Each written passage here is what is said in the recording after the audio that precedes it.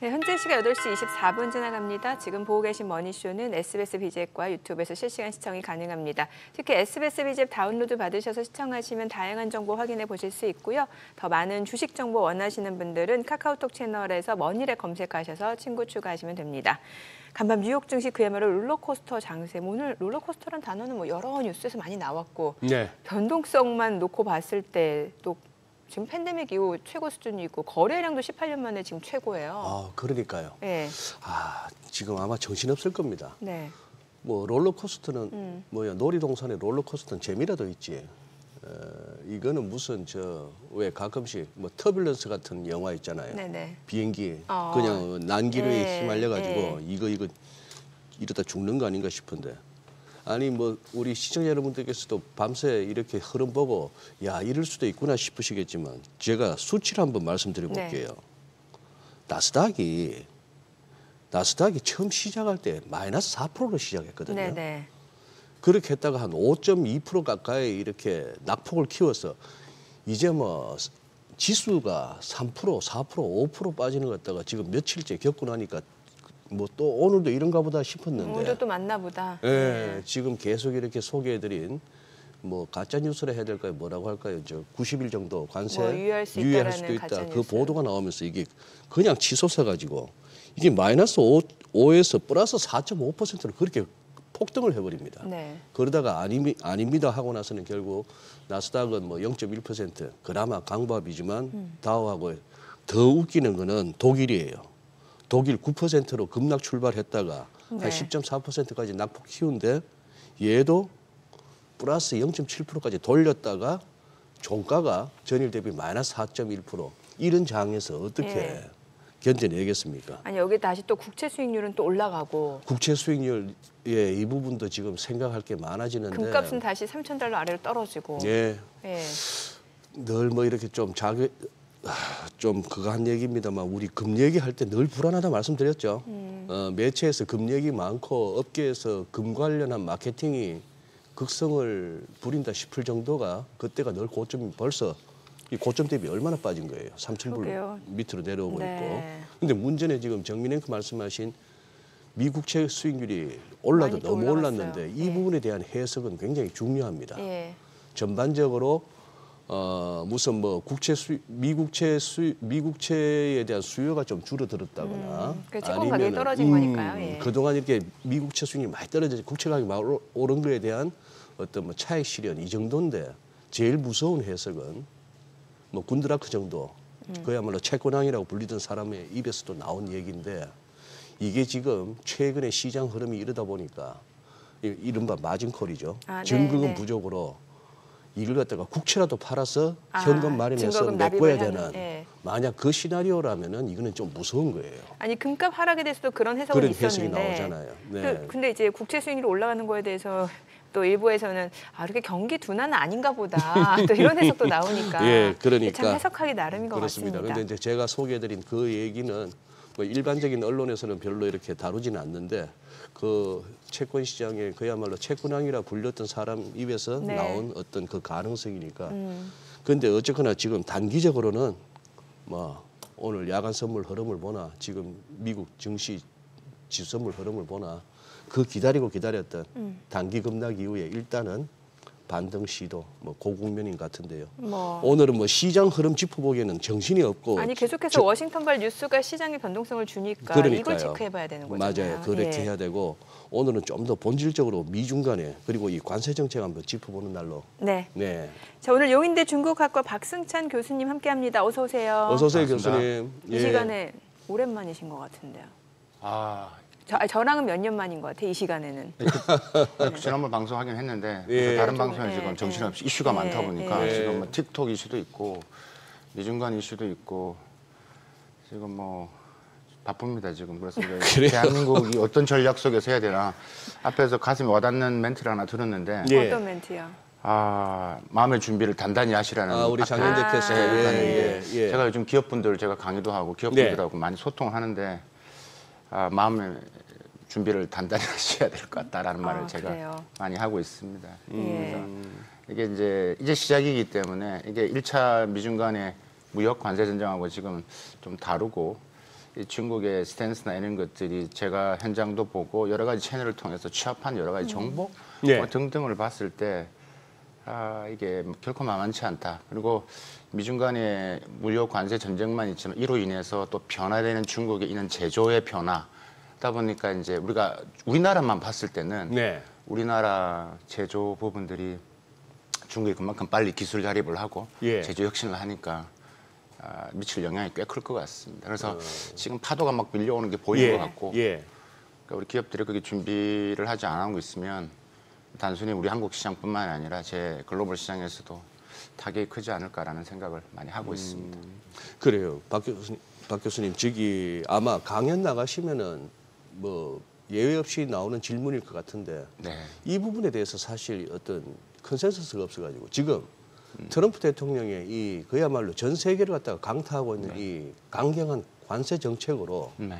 트럼프 대통령 즉 미국이 지금 궁극적으로 어떤 상태를 원한다고 보십니까? 어딜 가기 위해서 이런다고 보십니까? 지금 일단은 궁극적인 목적과 네. 지금 흔드는 목적은 좀 다른 것 같습니다. 장기와 단기는 좀 장기와 다른 것 단기가 같습니다. 다르다. 그러니까 좀 일단 궁극적 지금 부분들을 말씀을 드리면 지금. 지금 일단 하고 싶은 것은 뭐 일단 무역 적자를 줄이는 것도 있지만 예. 일단 중국 경제를 좀 흔들어야 될 것 같습니다. 중국 경제를. 중국 경제를 흔들어서 지금 경제를 흔든단 말이 무슨 말이냐면 최근에 중국 정부가 이제 소비 진작을 위한 소득 주도형을 통해서 소비를 진작. 지금 중국은 수출을 해서 경제 성장하겠다라는 것은 이제 포기 상태로 가고 있는데 지금 소비 진작 즉 소득 주도형을 통해서 이제 하겠다라고 이제 최근에 발표가 됐거든요. 이게 네. 한 30개 특별 조치인데 그 중에 증시라든지 부동산 이야기를 하고 있는데. 이제 그런 부분에서 주가가 지금 계속 올 초부터 계속 올라가고 있었거든요. 네. 있었거든요. 그러니까 예. 주가라도 올라야지만 사람들이 소비를 하게 되고 소비를 해야지만 중국이 지금 5% 형태를 지탱할 수가 있는 거거든요. 예. 그러니까 일단은 이런 부분에서 일단 중국 경제를 흔들겠다라는 게 일단 가장 큰 부분들이고 그래서 그런 부분에 있어서 이제 중국에서 지금은 요번에 지금도 보셨지만 중국도 블랙 먼데이고 지금 거의 패닉 상태거든요. 맞아요. 예. 네. 그러니까 지금 그러니까 다른 걸 떠나서 중국 정부 입장에서 이게 지금 완전히 찬물을 끼얹는 거죠. 지금 발표된 지 얼마 안 됐는데 주가가 지금 올라가고 있는데 예. 이런 부분에서 했던 부분들이고 그다음에 그러면 궁극적인 목표는 뭐냐 미국의 크게 두 가지인 것 같습니다.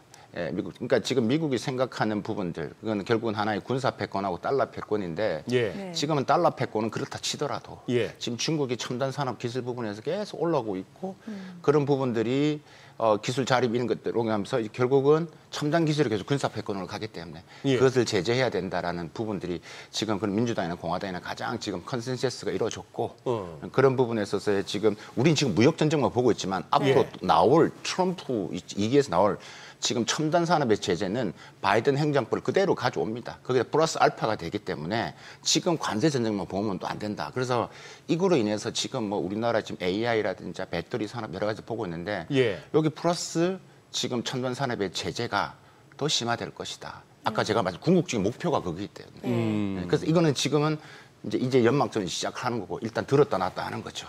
이제 경제를 막 흔드는 거죠. 예. 돈 빼라. 중국에서 돈 빼라라는 예. 거죠.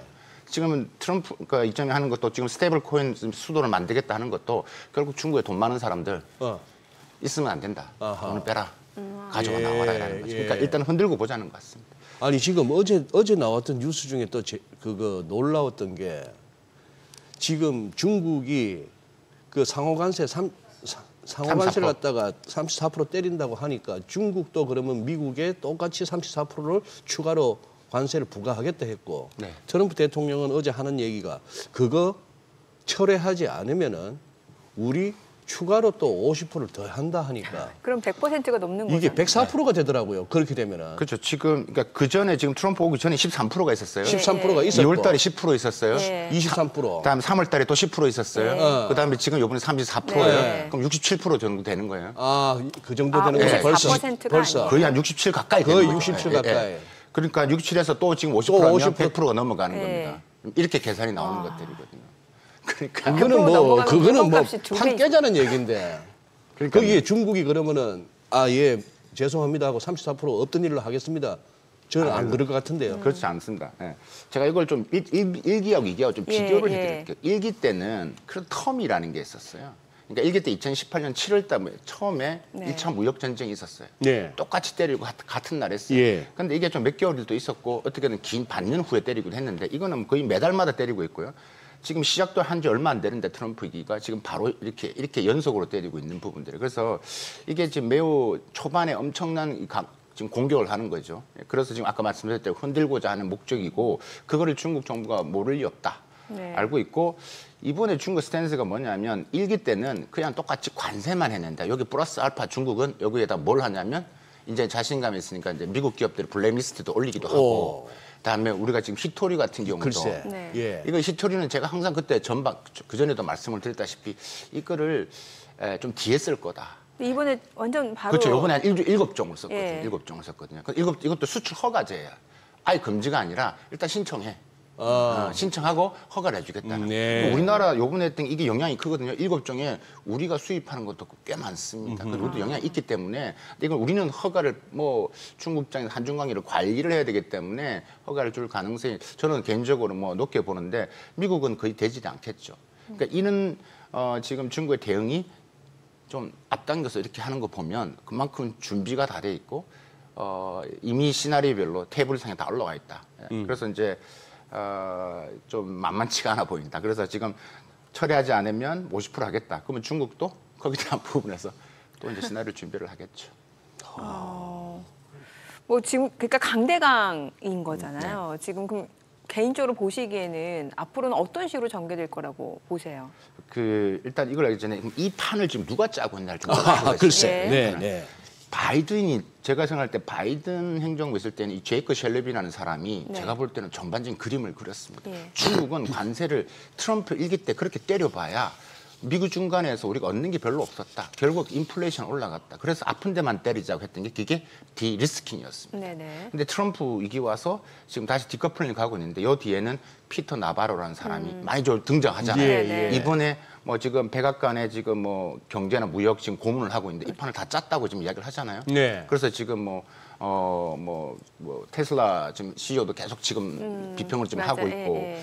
그 이 피터 나바로라는 사람이 이게 2011년도에 이제 이 데스 바이 차이나 미국은 중국 때문에 죽는다는 책을 했고 그 사람 그때 여러 가지 표지가 진짜 섬찟했죠. 예. 그다음에 중요한 게 2015년도에 어떤 걸 냈냐면 크라우칭 타이거, 그러니까 웅크린 호랑이라는 책을 냅니다. 그 책을 트럼프가 읽어요.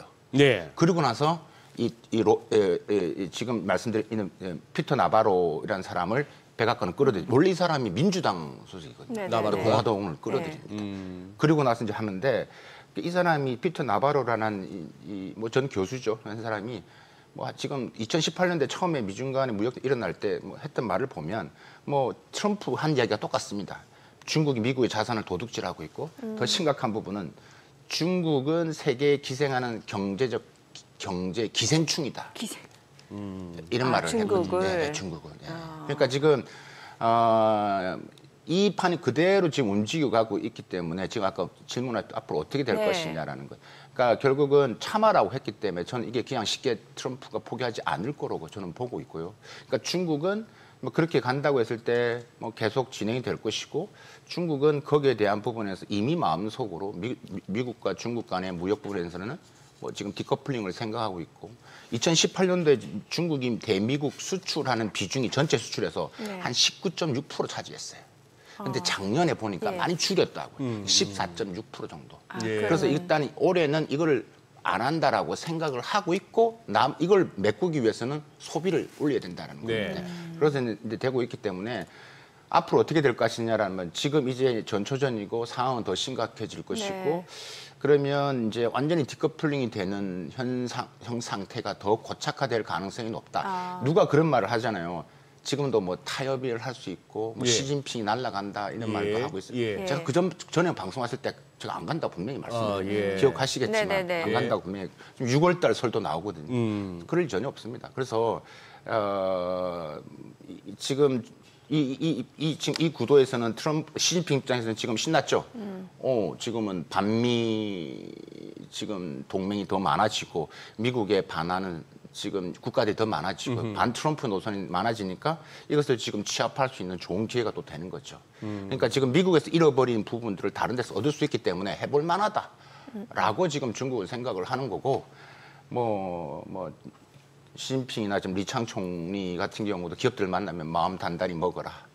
적극적으로 지방 정부에서 할 수 있는 부분에서 미국 수출하는 부분에서 여러 가지 보조를 해주고 지원을 해줘라. 이런 게 지금 계속 지금 중국 내에서 지금 흘러가고 있습니다. 근데 문제는 이게 그 중국 입장에서 그 미국으로 향하는 수출만 막는다고 해서 되는 게 아니잖아요. 지금 네. 보면은 뭐 베트남이라든지 뭐 인도, 뭐 멕시코, 캐나다 이런 쪽으로 우회적으로 들어가는 수출도 맞습니다. 지금 트럼프가 다 막겠다라는 거잖아요. 그럼 이건 어떻게 해야 되는 거예요, 중국 입장에서? 그러니까 지금 근데 그렇게 따지면 그러면 단순히 미중 관계 문제가 아니라 지금 미국과 베트남, 미국과 지금 다 이렇게 연결되는 예, 거죠. 그렇죠. 그럼 이런 부분에서는 결국은 트럼프 입장에서는 결국 못 버틸 거라고 중국은 생각을 하는 것들이죠. 그럼 결국은 아까 내년에 중간 선거도 있는 거고 지금 공화당 내부에서도 이래가 되겠느냐라는 부분도 있고 미국 기업들이 지금 뭐 일단은 뭐 인플레이션 문제도 있지만 미국 내에 있는 기업들이 대미 중국 수출하는 기업들 혹은 글로벌로 하는 부분에 있어서는 타격이 있기 때문에 결국은 그 중간자 하나 그러니까 월가나 이런 부분들 예전처럼 네. 트럼프한테 작업을 해서 이렇게 가면 안 된다라는 부분들에서 중간자 역할을 월가 자본들, JP모건이나 뭐 이런 골드만삭스나 과거에 그들이 골드만삭스 이런 사람들이 우리가 이야기할 때 공산당 자본하고 월가 자본들이 보이지 않는 게 있었다는 거죠. 또 이런 역할을 결국은 할 거다라는 게 또 이제 또 추측 우리가 전망할 수 있는 부분들이겠죠.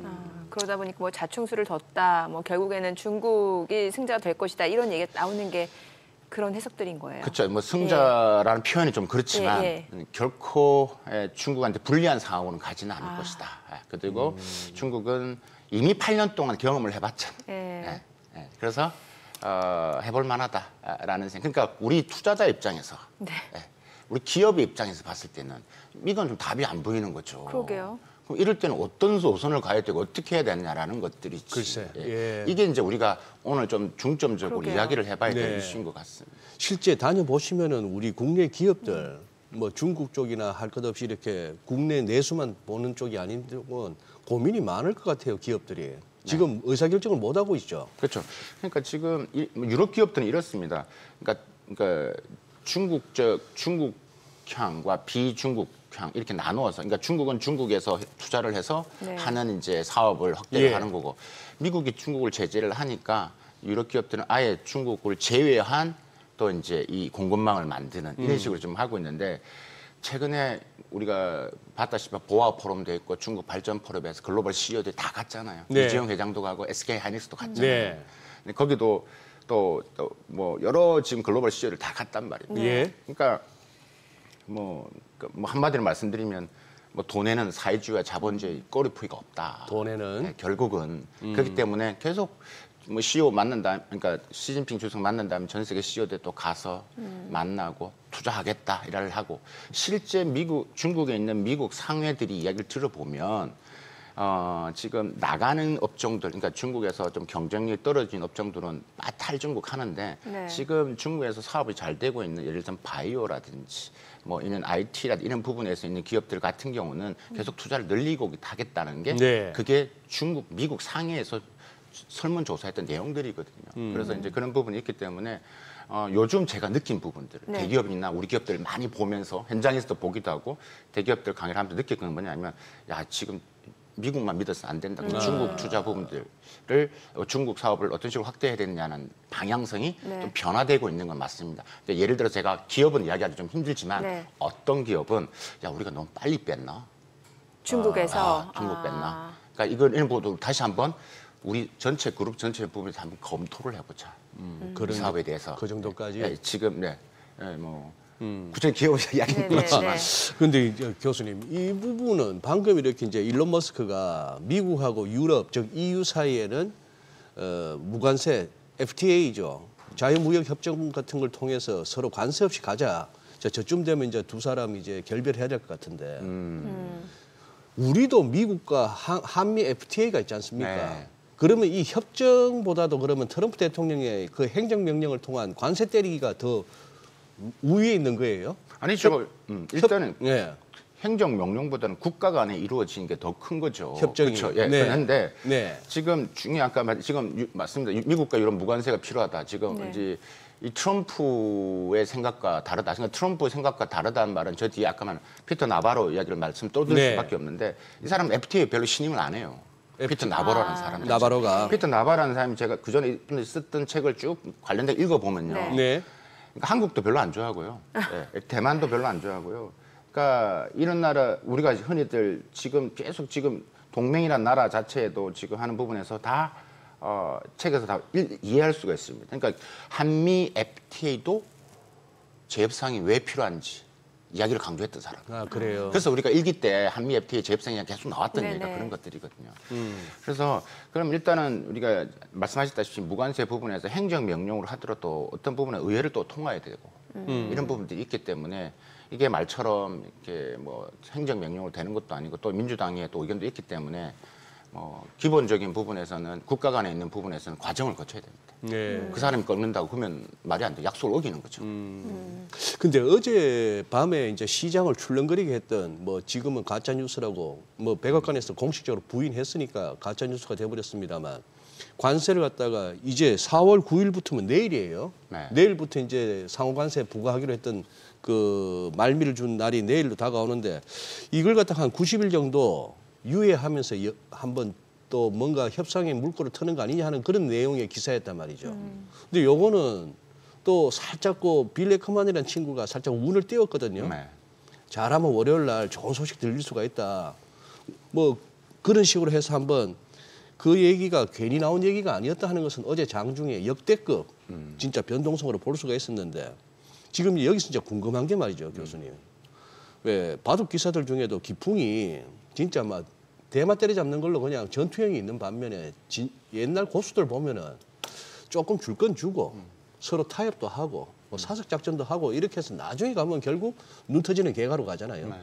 뭐 한 집 반 뭐 이런 식으로 가는데 지금 트럼프 대통령이나 중국이나 이 하는 걸 보면은 이거는 둘 중에 하나가 죽자는 얘기거든요. 아니면은 어느 한쪽이 굉장히 체면이 손상되거나 지금 여기서 부딪혔지 않습니까? 트럼프 대통령 뱉어냈고 34% 철회 안 하면은 추가 50% 더 때릴 거야. 중국이 안 하고 가는데 추가 50%를 못 때리면 트럼프 우승 꼴이 되는 거고 거기다가 50%를 더 때려버리면 이거는 뭐 공멸이고. 그러니까 이거 중국이 서로- 이제 오늘 또 어떻게 나올지 저는 그것도 궁금해요, 사실. 예. 그 말씀하셨다시피 이제 9일인데 중국은 10일이거든요. 바로 다음 날. 네. 아, 예, 예. 12, 그러니까 12시 1분, 예. 12시에 딱 이제 예. 시작을 합니다. 예. 그러니까 그 4일 날 이제 중국이 발표하고 그 발표한과 동시에 히토리는 바로 이제 시작을 했고 맞아요. 지금 이제 3~4%는 이제 목요일이죠. 네. 이제 목요일 날 진짜 그 사이에 또 어떤 일이 협상이 이루어질 것이냐. 예. 그러니까 이런 부분인데 지금 이게 지금 상호관세를 지금 이게 뭐 중국만이니까 전 세계적인 부분들이기 때문에 지금 이게 이제 어떤 식의 뭐 이게 만약에 중국만 뺄 수 있는 것도 아니고 그다음에 뭐 이게 아까 말 90일 보면 가짜 뉴스이긴 한데 이제 9일 이제 우리 시간에 한 10일 정도, 9일 네. 10일 정도의 부분에서 뭐 협상이 가능이 있을 것이냐. 저는 개인적으로 높게 보지는 않습니다. 이미 트럼프가 이제 말을 그럴 리는 없다라고 이야기를 했고, 뱉었기 때문에. 했고. 근데 사실 이번에 보셨다시피 좀 엉성한 게 많잖아요. 무슨 펭귄이 있는 저는 일단 관세율 각국이 미국에 때리는 관세율 계산은 그 자체가 너무 그러니까요. 웃기더라고요. 중국 같은 경우도 네. 67%에서 반을 때려서 34%라고 네. 하는데 네. 67%도 이 계산법이 좀 이상하거든요. 이것도 그러니까 그냥 자기 식대로 한 거죠. 자기 뜻대로. 그러니까 뭐 그걸 좀 설명드리려면 좀 길어지기 때문에 어쨌든 그것도 좀 이상한 한 부분들이 있다. 그러니까 엉성한 뭔가 부분들이. 미국의 글로벌 무역 호구가 되고 싶지 않다 이거잖아요. 그렇죠. 예. 그런 부분도 큰 것 같습니다. 그래서 이걸 좀 정리하고 왜냐하면 척 슈머 민주당 네. 이야기했잖아. 이건 무슨 뭐 평균에다가 뭐 관세를 때리는 것도 아니고 전체 사람이 안 사는 나라에도 10%를 때린다는 게 교수님, 말이 되느냐. 펭귄이 아니고 평균. 아니죠. 펭귄. 펭귄? 예. 아, 제가 잘못 예, 들었구나. 예. 그 호주에 있는 그 한 예. 10% 해당되는 데인데 그 사람도 안 살고 펭귄만 있는데 거기다 거기도 대고 10% 관세를 예. 때렸기 때문에 예. 그러니까 예. 척수모 이제 민주당 그 의원이 그런 말을 한 거죠. 우습지 않느냐. 이 준비가 되어 있느냐. 글쎄. 너무 이게 안 됐다라고 지금 하는 부분에서 이거는 내부적으로도 백악관 내부에서 좀 이슈가 있을 것 같다. 네. 미중 간의 이슈를 좀 좁힌다라면 저는 이게 저는 높게 보지 않습니다. 높게 보지 않고. 예.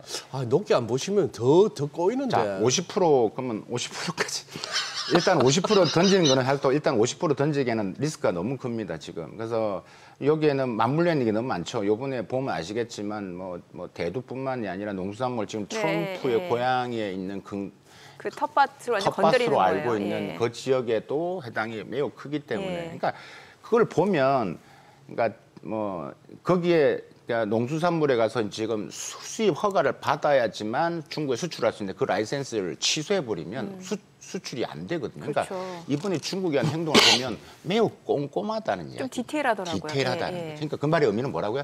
다 준비가 되어 있다라는 거예요. 그러네요. 아니 근데 지금 애플이 260불에서부터 그래봐야 작년 크리스마스 무렵인데 260불에서부터 지금 이게 어제 마감이 181불인데 애플이 녹아날 수밖에 없네요. 어차피 중국에서 생산하는데 거기다가 관세 두드려 맞고 들어올 거 아닙니까? 그렇습니다.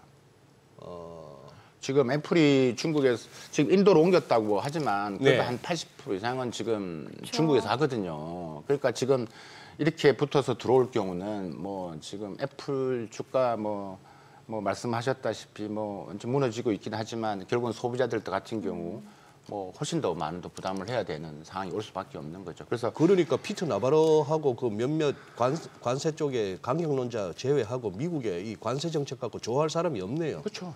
반 트럼프 시위가 뭐 거의 전국적으로 거의 모든 주에서 한 1,200건 이 정도 같으면은 어우 참. 지금 뭐 공화당 내부에서도 지금 계속 이야기를 하잖아요. 그렇기 때문에 참아라 이렇게 이야기를 하고 있지만 지금 내부적으로 지금 이게 피터 나바로에 너무 이게 맹신을 하고 있고 이게 사실 이 사람이 그 전에 그러니까 2011년 15년도 정말 메이드 인 차이나가 미국 시장을 다 휩쓸면서 미국의 산업을 무너뜨렸거든요.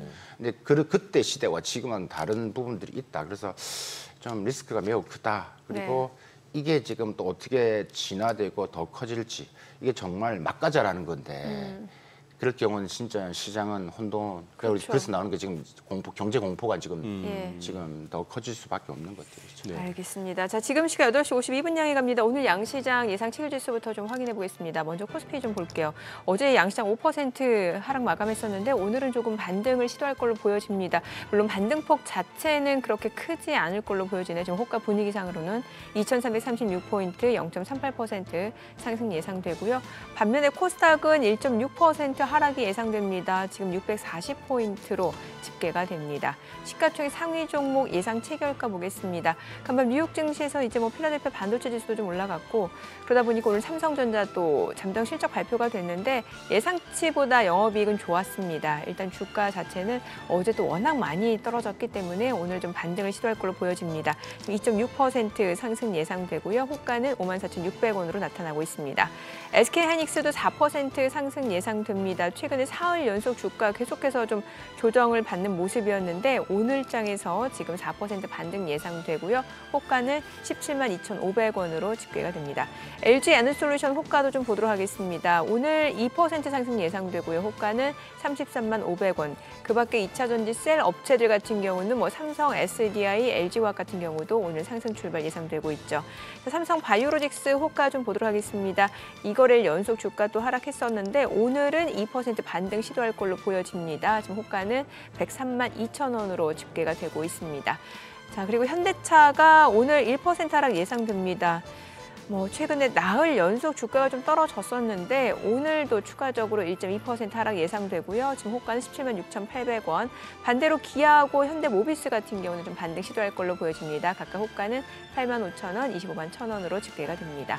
자, 셀트리온 주가 좀 보도록 하겠습니다. 호가입니다. 지금 셀트리온 같은 경우는 소폭 하락 출발 예상되고요. 164,000원으로 집계가 되고 있고 그밖에 셀트리온 제약도 1.2% 하락이 예상됩니다. 자, 네이버 좀 보도록 하겠습니다. 네이버 오늘 0.6% 반등 시도할 걸로 보여집니다. 지금 호가 자체는 지금 193,000원으로 나타나고 있고요. 카카오도 좀 반등 시도할 걸로 보여집니다. 자, 코스닥 시가총액 상위 종목 예상 체결가도 보도록 하겠습니다. 알테오젠 어제 7% 넘게 떨어졌었죠. 오늘 3.4% 반등 시도할 걸로 보여지고요. 지금 알테오젠 호가 자체는 347,000원으로 나타나고 있습니다. 에코프로 BM은 오늘 0.5% 하락 예상됩니다. 어제장에서도 이미 5% 하락으로 마무리가 됐었는데 오늘 추가적으로 좀 약세 출발 예상되고요. 호가는 92,100원으로 나타나고 있고요. 반면에 에코프로 같은 경우는 3.7% 지금 반등을 시도할 걸로 보여집니다. 호가는 52,000원으로 나타나고 있습니다. 자, 그밖에 이제 바이오 쪽 볼게요. 뭐 삼천당제약 같은 경우는 오늘 4% 반등 좀 시도할 걸로 보여집니다. 지금 호가 자체는 지금 삼천당제약 자체는 지금 보니까 186,700원으로 나타나고 있고 리가캠바이오도 오늘 0.5% 상승 예상되고요. 호가는 9만 원으로 집계가 됩니다. 자, 클래시스 휴젤도 좀 보도록 하겠습니다. 휴젤 오늘 0.7% 반등 좀 시도할 걸로 보여집니다. 지금 호가는 33만 500원으로 집계가 되고 있는 상황이고 어제 이미 7.9%가량 빠졌었죠. 자, 그리고 클래시스도 좀 볼게요. 오늘 약보합 출발 예상됩니다. 어제 8% 급락을 했었는데 오늘 55,700원으로 호가가 잡히고 있는 상황입니다. 자, 오늘 뭐 종목별로 혼조세가 좀 예상되고 있는 상황에서 어제 많이 떨어졌던 종목들 위주로는 그래도 좀 저가 매수세 유입을 좀 기대해 볼 수 있을 것 같은데 글쎄 뭐 지금 이 증시 보면 워낙 지금 변동성도 크고 네.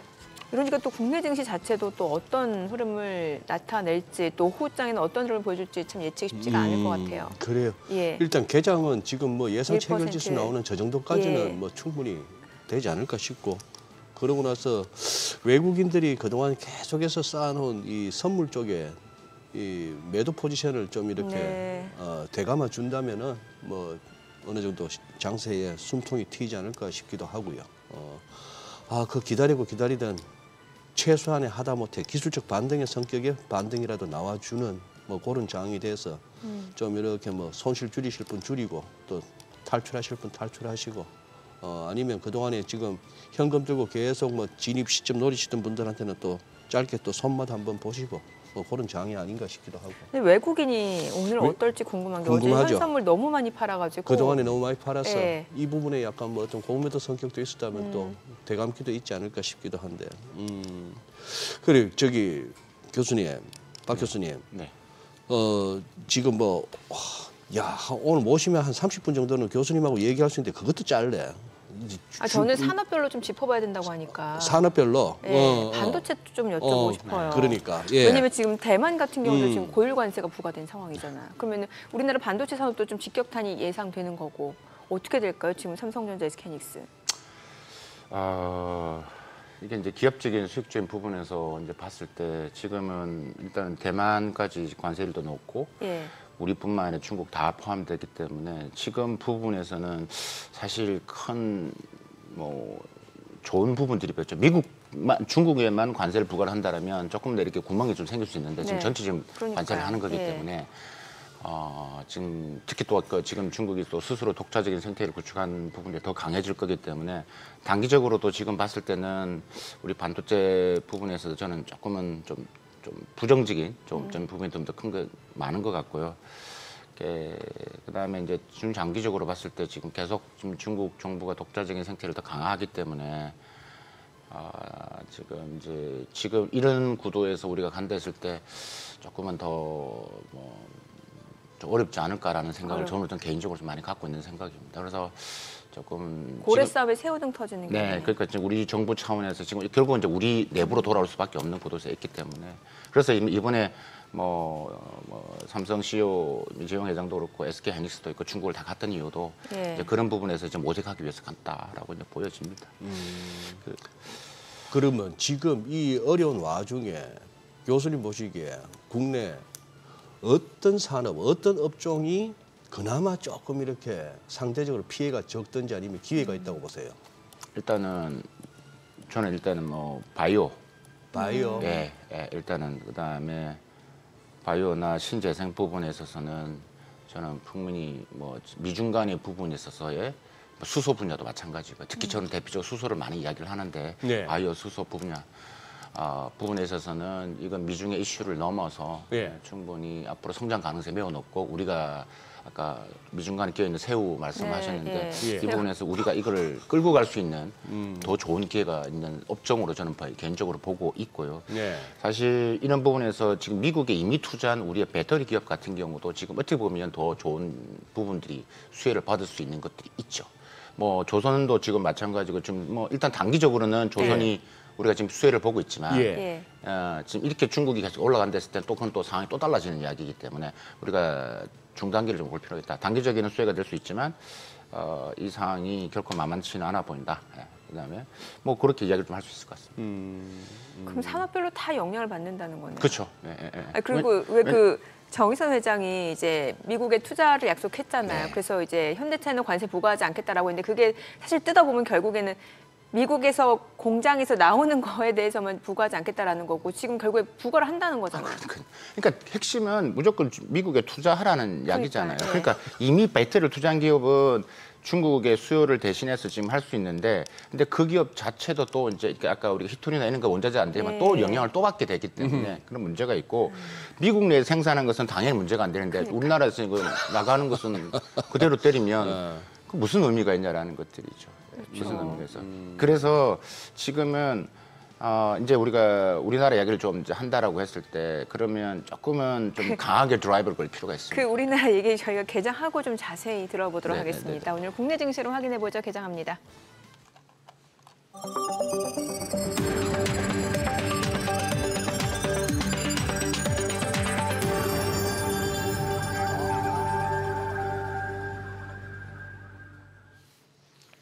(4월 8일) 화요일 국내 증시 개장했습니다. 간밤 뉴욕 증시 3대 지수 혼조로 마감했고요. 장중 변동성 굉장히 컸습니다. 트럼프 대통령이 관세와 관련해서 90일간 유예한다라는 가짜 뉴스가 나온 이후 시장이 좀 기다렸다는 듯이 좀 환호하는 분위기였다가 이내 이제 밝혀지면서 가짜라고 밝혀지면서 이제 상승분을 많이 반납했습니다만 이제 보합권에서 마무리가 됐고 다우가 0.9% 하락하는 모습이었습니다. 주요 기술주 같은 경우는 그래도 저가 매수세가 유입되면서 좀 상승하는 종목들이 많았고 필라델피아 반도체 지수도 올랐죠. 오늘 국내 증시 양시장 출발 지수 보겠습니다. 코스피가 2% 상승 보여줍니다. 지금 2,381포인트, 코스닥도 2% 오늘 반등 보여줍니다. 666포인트입니다. 어제 양시장 5% 넘게 빠졌었는데 오늘 그래도 좀 일부 되돌림 반등을 좀 보여주고 있는 모습이고요. 시가총액 상위 종목 시초가 보겠습니다. 삼성전자 오늘 실적 발표했습니다. 예상치를 웃도는 깜짝 실적을 발표했고 오늘 3.5% 상승합니다. 54,950원. SK하이닉스도 4% 올라갑니다. 171,700원이고요. LG에너지솔루션도 1.5% 상승하면서 32만 8천 원에 거래되고 있습니다. 삼성바이오로직스도 1% 올라갑니다. 102만 원이고요. 현대차도 1% 반등 보여줍니다. 18만 1,000원이고요. 기아도 1% 상승합니다. 지금 8만 5,500원. 그리고 삼성전자 우선주도 3% 강세네요. 4만 5,500원. 셀트리온도 1% 올라갑니다. 하나 에어로스페이스가 오늘 7% 확실히 탄력적으로 좀 올라갑니다. 지금 69만 1,000원이고 네이버도 0.4% 상승합니다. 코스닥 시가총액 상위 종목 시초가도 보도록 하겠습니다. 코스닥 쪽에서 알테오젠 지금 2.68% 상승 보여줍니다. 34만 4,500원이고 에코프로비엠도 3% 올라가죠. 95,900원. HLB도 지금 1.6% 상승합니다. 56,300원. 그리고 에코프로도 2% 강세네요. 59,900원. 레인보우 로보틱스입니다. 오늘 1.4% 상승하면서 25만 500원이고요. 삼천당자 2.8% 상승 보여주고 있습니다. 지금 18만 3,400원. 휴재, 클래시스 다 올라갑니다. 코롱 티슈즈, 니가캔바이오까지 2% 이상 올라가면서 42,500원, 91,700원에 거래되고 있습니다. 오늘 양시장 그래도 반등 보여주고 있는 상황이고 오늘 반도체 쪽 흐름 좋습니다. 지금 앞서 보셨다시피 삼성전자, SK하이닉스를 필두로 해서 온디바이스 AI 관련주, HBM 관련주 다 올라갑니다. 온디바이스 AI 쪽에서는 이제 가온칩스가 4% 강세 보여주면서 36,100원에 거래되고 있고요. 지금 보시다시피 에이펙트가 12% 두 자릿수 상승률 보여주고 있습니다. 그밖에 오픈에지 테크놀로지, 퀄리타스 반도체까지도 2.7%, 5% 상승 보여주고 있고요. 유니퀘스트도 4.8% 올라가고 있는 상황이고요. 아이언 디바이스도 3.7% 상승세, 네페스아크, 대덕전자, 태성까지도 모두 올라갑니다. HPSP도 3% 상승하면서 23,300원에 거래되고 있습니다. 자, 조선주도 그럼 좋습니다. 조선주, 하나 오션이 5% 상승 보여주고 있습니다. 65,800원에 거래되고 있고요. HD 현대중공업도 4.5% 상승합니다. 그리고 HD 한국조선양유 3.7% 상승하면서 193,200원이고 그밖에 삼성중공업, HD 현대미포까지도 각각 2%, 3% 강세 보여주고 있습니다. 오늘 조선주도 그럼 좋고 반도체 쪽에서는 CXL, HBM 다 좋아요. CXL 쪽에서는 엑시콘 8% 강세고 네오셈도 4.6% 올라가고 TLB, 파도 다 좋습니다. 반도체, 조선 좋네요. 또 이 줄기세포 쪽 같은 경우는 이제 엑셀세라퓨틱스 같이 오늘 지금 상한가 좀 기록한 종목도 나오고 있고 S바이오메딕스도 8% 강세고요. 뭐 SCM 생명과학도 5% 상승, 파미셀, 바이오솔루션, 제일약품 오늘 줄기세포 쪽 흐름도 좋습니다. 자, 그리고 로봇 쪽도 볼게요. 로봇 앞서 이제 레인보우 로보틱스도 좋은 모습이었고 지금 솔트룩스도 8% 넘게 상승 보여주고 있습니다. 3950원. 그리고 클로버도 4.3%, T로보틱스, 뭐 와이즈넛 다 좋습니다. 자, 오늘은 아무래도 저가 매수세가 유입되면서 많은 종목 섹터들이 좀 상승을 보여주고 있는 상황이고요. 수급성 체크해 보겠습니다. 오늘 유가증권 시장에서 개인 투자자 순매수 보여줍니다. 945억 원 순매수, 외국인과 기관은 각각 670억 원, 315억 원 매도 우위고요. 코스닥에서도 개인과 기관 삽니다. 131억 원, 35억 원 매수 우위, 외국인은 125억 원 매도 우위를 나타내고 있습니다. 오늘 그래도 외국인 선물에서 삽니다. 지금 1,300 넘게 지금 매수를 보여주고 있습니다. 환율 체크해 보겠습니다. 자, 간밤 달러 인덱스가 좀 올라간 상황인데 달러 환율 오늘 3원 20전 상승한 1,471원에 개장이 됐습니다. 자, 그래도 오늘 다행히 시장이 좀 반등을 보여주네요. 네, 그러네요. 예. 니케이는 지금 3.5% 우리보다 조금 더 그동안 많이 빠졌으니까 또 그러게요. 우리보다 이제 반등도 조금 더 크고 한데 채권 시장이 미국채 수익률 급등 영향을 그대로 받고 있네요. 우리도 지금 금리가 오르고 있고 네. 환율 그나마 다행이네. 예. 네. 예. 시장 상황에 대해서 저희 조금 전화 연결해서 그러시죠. 좀 짚어보도록 하겠습니다. 네, 네. 오늘 나도 투자자문의 이재규 본부장 연결되어 있습니다. 안녕하세요. 네, 안녕하세요. 네, 일단 시장 오늘 반등 보여주고 있는데 어떻게 보시나요? 일단 뭐 그동안 우리나라 시장이 굉장히 많이 하락을 했기 때문에 그에 따른 기술적 반등이 아닐까라고 생각을 하고 있습니다. 네. 하지만 오늘 이제 수급적인 부분에서 외국인들이 현재 선물 쪽에서 매수가 좀 들어오고 있는데 지난 3월 27일 이후에 처음으로 매수가 들어오고 있는 것 같아요. 그래서 이런 포지션 자체가 장후반까지 좀 이어진다라고 한다면 반등의 연속성을 좀 더 가져갈 수 있지 않을까 저는 이렇게 생각을 하고 있고요.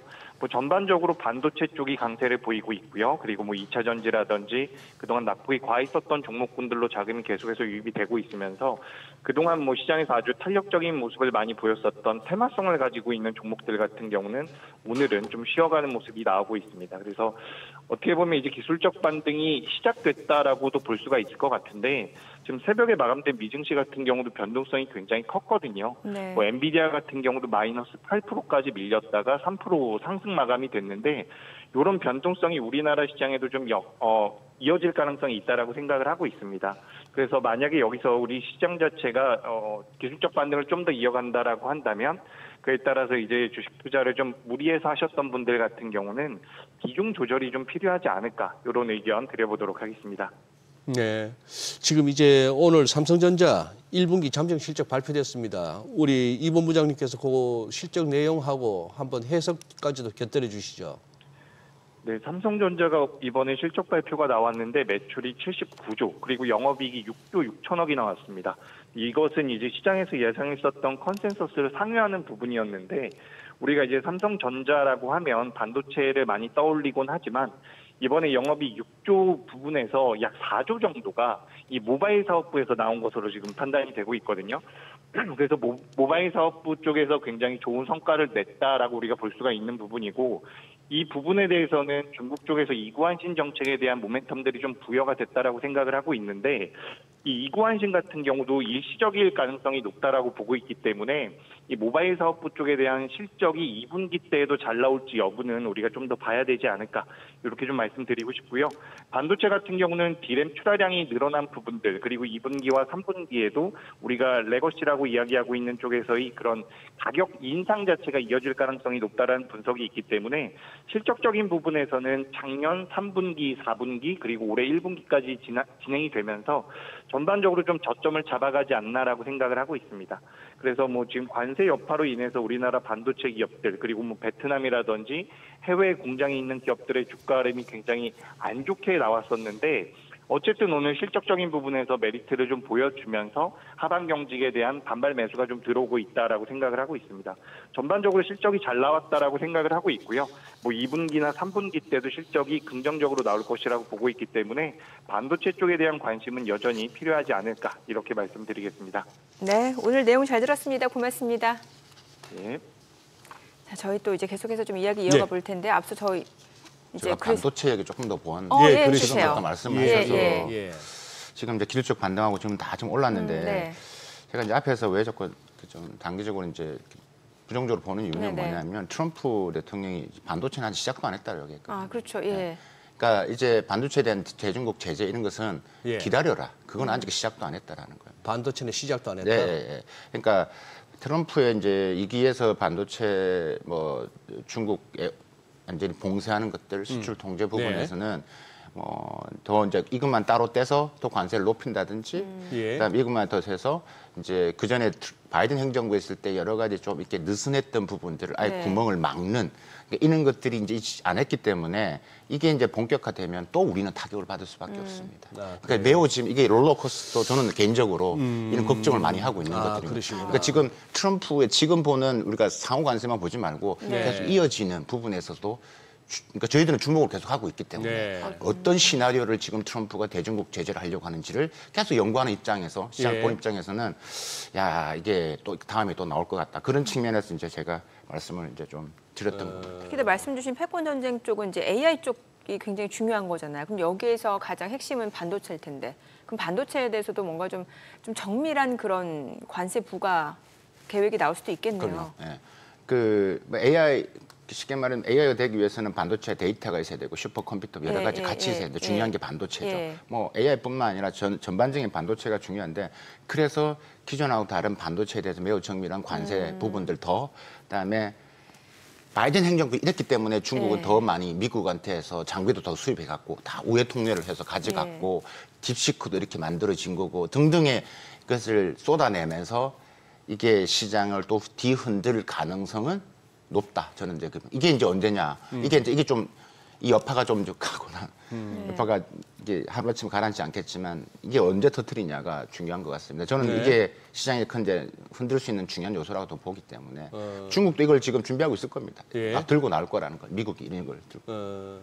아니 기술의 완성도나 안전성 같은 부분은 좀 차치하고라도 뭐 AI가 됐건 무슨 뭐 전기차 자율주행이 됐건 뭐 이런 쪽에 있어가지고 막 따라오니까 중국이. 네. 예. 패스트 팔로워잖아요. 패스트 팔로우인데 지금 교수님 보시기에는 그 기술적인 격차는 어느 정도라고 보세요?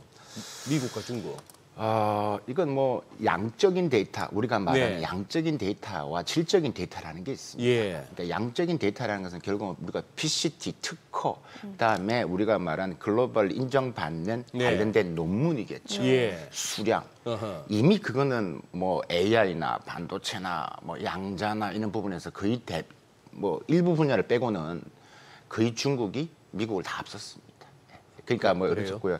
뭐 예를 들면 네이처 인덱스가 2024년도 발표한 부분에서는 지금 뭐 이미 다 여러 분야에서 기초과학에서도 지금 중국 미국을 앞섰다는 게 네이처에서 인덱스에 처음으로 2024년도입니다. 수월했다는 거고요. 그 순위를 이제 대학별로 순위를 보면 1위가 하버드대고 10위가 MIT인데 2위부터 9위까지는 다 중국 대학입니다. 그래요. 예. 이게 우리 이야기가 지금 미국 데이터. 그러니까 이 이야기를 할 때 매우 객관적으로 제가 미국 데이터라든지 유럽 데이터를 많이 활용하는 이유가 다 그런 겁니다. 그게 이제 양적인 지표라면 그러니까 우리 질적인 의미에서 는 결국 이게 산업화가 어떻게 되고 있냐, 실제 기업들이 어떻게 활용하고 있냐 이런 부분에서도 사실 뭐 우리가 자율주행 같은 경우도 중국은 뭐 이미 뭐 택시에서 하고 있는 것들을 뭐 주행 데이터, 실제 자율주행 주행 데이터가 지금 중국이 1억 킬로미터 이상을 지금 달렸고 미국이 한 6천만 킬로미터 하는 것들이 실제 응용하는 부분이 있었어요. 그래서 이 산업별로 지금 지금 어떤 종 차이가 나느냐 했을 때 그렇게 양적과 질적으로 좀 간단히 비교를 하면 그러니까 결코 만만치 않은 거죠. 그러니까 이거를 우리는 항상 템포가 늦어요. 그걸 이해하는데 근데 미국은 알고 있다라는 거죠. 그러니까 자꾸 지금 들어오는 겁니다. 그러니까 우리가 이거 들어오면 이건 뭐지? 우리는 이렇게 되는 거죠. 그래서 우리가 이것을 좀 빨리 이해하는 게 매우 중요한 건 있다. 그래서 이게 결국은 산업화, 지금 휴머노이드, 사실 휴머노이드 중국이 매우 약했거든요. 네. 근데 요 2, 3년 사이에 많이 변했어요. 그래요. 네. 유니티라든가 이런 기업들을 보면 그러니까 지금 이 휴머노이드 관련된 기업들의 성장, 스타트업 기업들이 현장에서 보면 결코 만만치 않습니다. 근데 그게 산업화가 매우 빨리 돼요. 많이 쓰이면 기술 업그레이드가 되거든요. 그래서 이런 것들이 결국 이제 우리한테 몰려든다는 거죠. 그러면 이제 과거에 밀어내기 우리나라에 수출했던 것들이 이게 조금 더 업데이트가 되면서 업그레이드 되면서 우리 시장에는 또 영향을 줄 수밖에 없죠. 요거 여쭤보고 보내드려야 될 것 같은데 환율인데요. 네네. 교수님. 위안이 벌써 뭐 우리한테 익숙한 게 1위안당 우리 한 170원, 180원이 익숙한 레벨인데 이게 벌써 200원까지 와버렸네요. 위안이 200원 더 비싸져 버렸네. 아니 우리 일기 때 경험으로는 이런 식으로 관세 때리면 위안이 약해져야 되잖아요. 맞아요. 근데 이번에는 별로 그런 게 안 보입니다. 거의 지금 거의 200위안대에서 글쎄. 왔다 갔다 합니다. 우리 워낙 네네네. 예. 그러니까 일기 때하고 전혀 다르죠. 네. 그러니까 이 변화가 시장에서 금융시장이 보여주고 있는 것들이 맞죠. 그래서 뭐 내려가봐야 지금 198. 아 글쎄. 네, 지금 하나 그러니까 우리가 지금 위안하고 지금 원화를 비교했을 때 말씀드립니다. 예. 그래서 지금 보면서 전해진 달러도 마찬가지 부분에서 달러 위안화 대비 부분에서도 큰 변화는 없다. 글쎄 이거 위안화 약세로 유도해서 뭐 대응하겠다 이런 의지가 안 보이네요. 그렇죠. 지금 아니 그까지는 뭐 할 필요가 없는 거죠. 중국 입장에서는 위안화 절하를 해서 그러니까 우리가 이야기할 때 중국의 대응 카드가 네. 미국이 관세를 때리면 지금 이제 그런 부분 위안화 절하를 통해서 상쇄시키겠다 이거였거든요. 그까지 쓸 필요가 없는 거죠. 아직까지는. 여유가 있는 거예요? 여유가 있는 부분도 있고 지금 그까지 할 필요도 없고 지금 그게 또 영향을 미칠 수 있는 기업들이 있기 때문에 지금 상황을 보고 있는데 카드는 맞다. 근데 그것까지는 지금 제가 볼 때는 여유가 있고 대응 카드 부분에서는 쓸 필요가 없다라고 판단이고 말씀하셨다시피 정말 막 가자 이제 정말 이제 100% 50% 추가되면 그럼 이제 총동원이 되는 겁니다. 그러면 그러면 이제 금융시장 자체가 이제 흔들리기 시작하는 것들이죠. 근데 여기에 잘못 흔들리면 중국은 이 생각 안 합니다. 흔들리면 털릴 수 있다. 자기들이 틀릴 수 있다고 생각하기 때문에 금융시장이 흔들리면 그렇기 때문에 그런 부분에서는 좀 조심스럽게 접근하는 부분들은 분명히 있다. 근데 사실 뭐 트럼프도 내년 선거를 생각 안 할 수가 없잖아요. 예. 네. 그 염두에 두고 하는 거겠죠? 그렇죠. 그렇게 예. 이제 보는 게 맞죠. 뭐 어공과 늘공은 항상 우리가 항상 얘기하는 그런 부분이 있는 것 같습니다. 예. 어공과 늘공. 예. 이것도 또 처음 들으시는 시청자분들도 계시니까 늘공은 늘 이렇게 공무원이신 분이고 어공은 어쩌다 공무원. 어쩌다 갑자기 공무원 되신 분들. 예, 그 그래요. 4년 안에 끝내야 되는 부분들. 한 가지만 제가 마무리하겠습니다. 네. 저도 트럼프 일기 얘기로 진짜 이걸 분명히 기억을 하셔야 되면 다르다. 트럼프 일기는 자기가 하고 싶은 거 전혀 못했습니다. 그때는 공화당 눈치도 봐야 될 거예요. 그래요? 이번에 멤버들 보시면 감히 트럼프한테 이야기할 사람 아무도 없습니다. 네. 그렇기 때문에 이번에 부분들에서 한번 질러보자라고 한 게 있기 때문에 우리가 생각하지 못했던 분들, 특히 반도체 이제 부분에서는 나온다. 그럼 중국도 거기에 대한 진단의 부분, 그럼 시장에 반응해야 되는 부분에서는 우리가 미리미리 조금 더 계속 시그널을 우리 입장에서 우리 지금 토론하는 우리 입장에서도 계속 던질 필요는 있다라고 생각을 합니다. 그럼 이제 이게 시작에 불과한 거고. 그렇습니다. 산업별로 봤을 때 반도체는 한다고 따로 이야기를 했었습니다. 네. 피곤해지네요. 교수님 마지막 말씀 듣다 보니까. 이제 뭐 국가별 상호 관세에서 이제 섹터별로 산업별로 그러니까. 어떤 식으로 또 이게 관세 부과를 할지 이게 이러면 또 시장 변동성이 굉장히 커질 수 있는 요인이고. 교수님이 뭐 좀 자주 나와주셔야겠다 이 시간에. 산업별로 이야기를 많이 하도록 하겠습니다. 산업별로 알겠습니다. 예. 자, 오늘 여기까지 듣겠습니다. 내용 잘 들었습니다. 네, 고맙습니다. 감사합니다. 네, 오늘 들으신 내용과 관련해서 더 다양한 정보 원하시는 분들은 카카오톡 채널에서 머니랩 검색하셔서 친구 추가하시기 바랍니다.